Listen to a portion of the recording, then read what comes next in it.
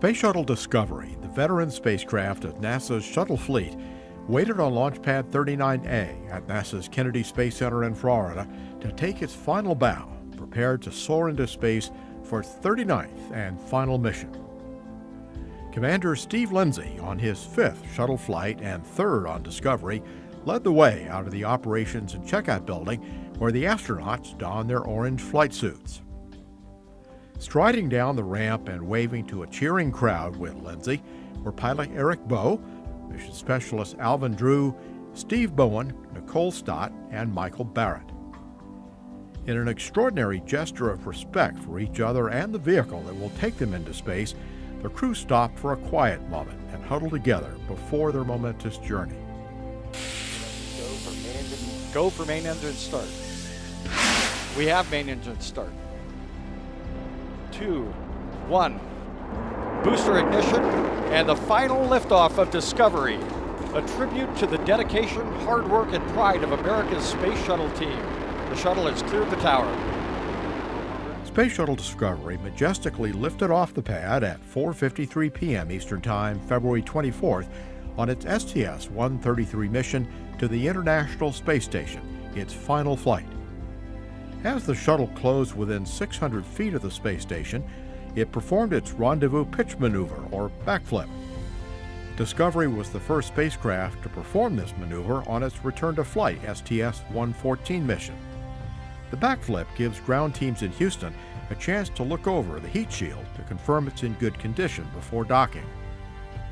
For the 13th time in its flight history, Discovery was guided gently toward the station's docking port. A warm welcome from the Expedition 26 crew greeted the Discovery crew as they glided into the orbiting outpost through the hatch. The first activity for some of the crew the next day was the installation of the Express Logistics Carrier 4, or ELC-4, onto the station's S3 truss section. Pilot Eric Bowe and mission specialist Alvin Drew controlled the arm from the flight deck of the shuttle, while mission specialists Michael Barrett and Nicole Stott manned the controls of the Canada Arm 2 from inside the cupola module to grapple the carrier and move it into position. Drew and Bowen spent the next night camping out in the Quest airlock after breathing pure oxygen to cleanse their blood of nitrogen in preparation for their first spacewalk. After stepping out into space, Bowen, perched at the end of the station's robotic arm, said he got the view of a lifetime before he began working on replacing the ammonia pump. Bowen, who replaced Tim Copra on the mission after a bicycle accident kept him earthbound, was in constant contact with Copra, who was at mission control, helping out from the ground, answering questions and providing input. Back inside the station from his first spacewalk, Drew looked like a kid that had just come back from a theme park. How was it? That was awesome. Oh man, that was great. The views were outstanding. You looked fantastic out there. Looked totally natural. I was faking it really well. Faking it a little bit? All right, go get some food. All right.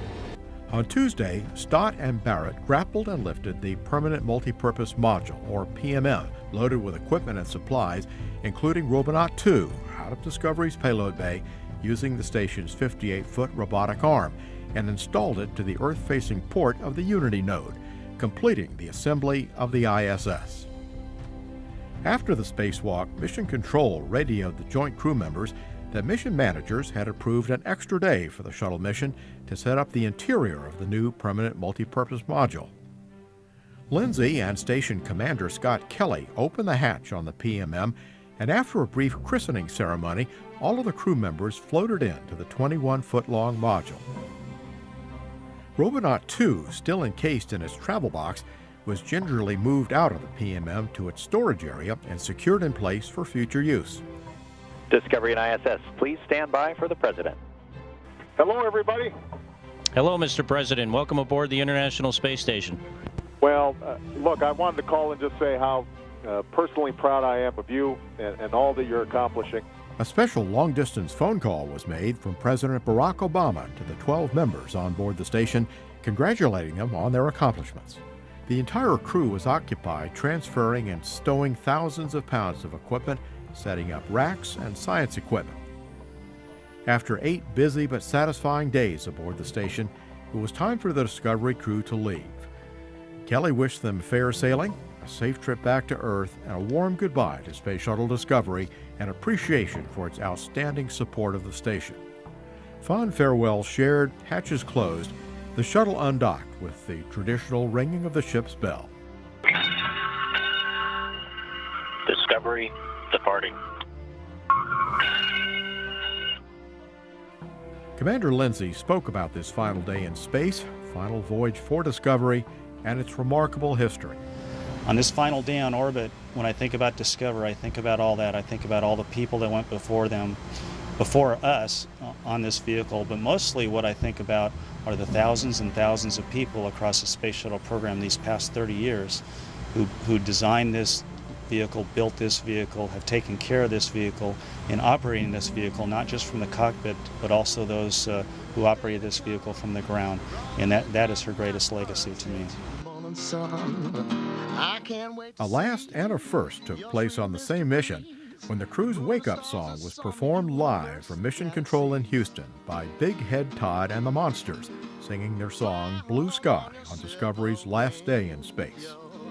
New song for the world. Good news for Mission Control informed the crew that they were cleared for a deorbit burn on the first landing opportunity at NASA's Kennedy Space Center in Florida. The day was clear as a bell and picture perfect as Discovery broke through the atmosphere from a brilliant blue sky, trailing the twin sonic booms, heralding its approach. Landing for the final time on runway 15 at Kennedy Shuttle Landing Facility at 11:57 a.m. Eastern Time, March 9th, Discovery completed a flawless 13-day mission.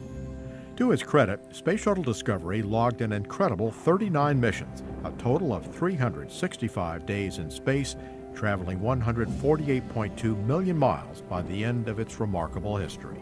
And Houston Discovery for the final time. We'll stop. I'm extremely proud of this crew here. My crew did a fantastic job. The ground teams did a fantastic job. We accomplished every objective we set out to do then, and plus a whole bunch more.